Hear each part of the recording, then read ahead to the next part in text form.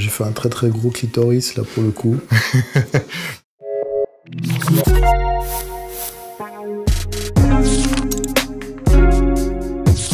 Alors ma première fois, la problématique de la première fois, numéro 1. Ah bah bien sûr, je me souviens, mais je me souviens que c'était les années SIDA aussi, donc la grosse inquiétude c'était d'arriver à enfiler un préservatif tout en gardant sa bonne forme, quoi. C'est pas très facile.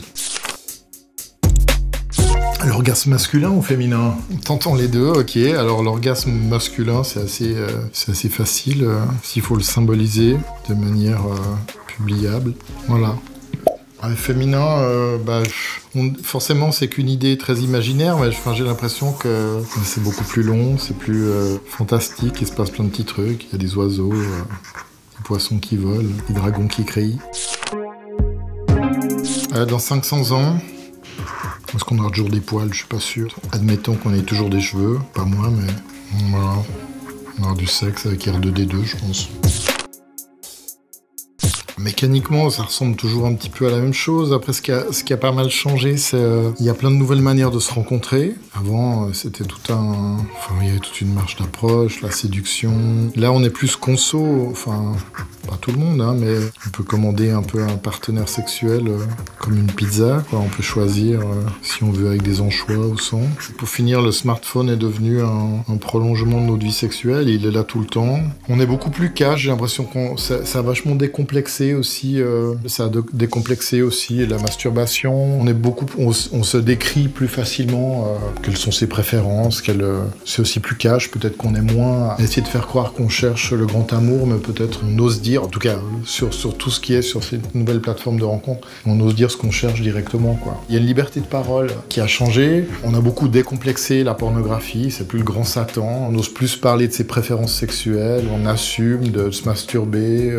Tout ça, c'est des choses qui sont plutôt positives. Les femmes ont pris une liberté depuis MeToo, une liberté de parole plus forte, donc elles parlent aussi de leur orgasme, de leur plaisir. Il y a une revendication du plaisir qui est plus libérée aussi. Et puis j'ai l'impression que petit à petit les mecs commencent un petit peu à situer géographiquement le clitoris, donc on est plutôt en bonne voie.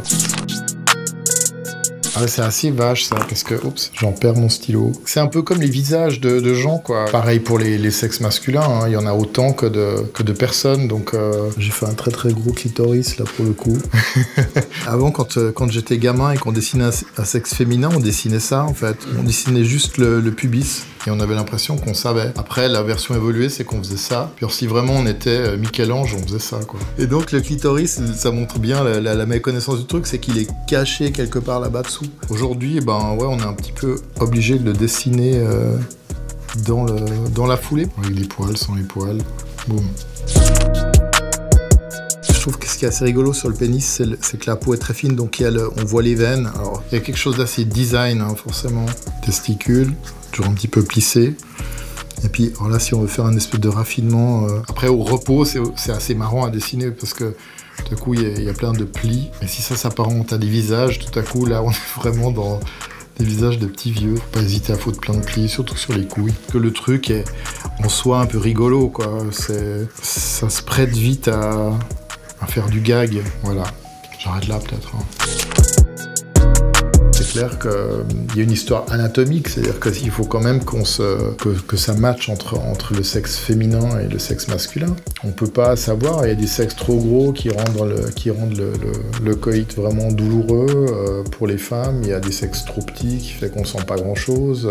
Mais de nouveau, ça dépend tellement d'une personne à l'autre. Mais par contre, ce qui est sûr, c'est que socialement, c'est hyper important, quoi. Comme on ne sait pas comment ça marche quand on est ado, on va chercher l'info sur Internet. La réponse numéro 1 qu'on a, c'est la pornographie. Elle n'est pas hyper variée, quoi, dans ses canons sexuels. Un mec balèze, des tatouages et une grosse bite. On montre qu'une expérience sexuelle réussie, c'est baiser, c'est une sodomie et c'est une éjac faciale. Alors que c'est assez improbable que dans un premier rapport sexuel, ce soit comme ça que ça se passe. C'est un peu un acquis que si on a fait le truc qui ressemble à Internet, c'était bien, quoi. Et donc tout le monde joue un peu la comédie pour faire croire que c'était bien. La pire position sexuelle à dessiner ou à vivre ? C'est personnel, c'est une question d'âge. Enfin, moi, j'ai du mal à imaginer, par exemple, me promener debout en pénétrant ma partenaire que je tiens à l'envers. Je dirais que plus c'est acrobatique, plus ça va être rigolo à dessiner. Je me suis bien amusé à dessiner les têtes pendant les orgasmes. Il y a des gens qui ont les yeux qui révulsent. Ça donne un côté un peu nuit des morts vivants. À vivre, c'est rigolo quand on est dedans, mais en tant que dessinateur ou que spectateur, ça donne quelque chose d'assez... pour un côté assez film d'horreur. Celles qui arrachent les poils de leur partenaire au moment de l'orgasme. Je crois que la première scène qui m'avait fasciné, c'est dans un film qui s'appelle « Préparez vos mouchoirs » avec Carole Laure et Patrick Devers et Gérard Depardieu, je crois. C'est une histoire de colonie de vacances, qui est assez triste, mais un film assez beau, des années 70.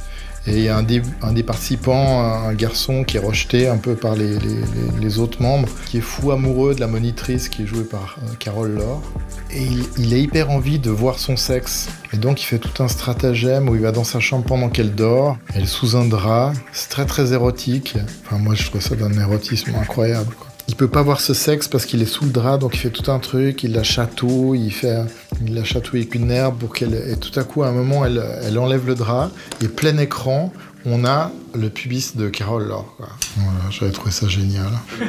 Faut me donner un indice. Je sais pas. Hein. Avec des veines.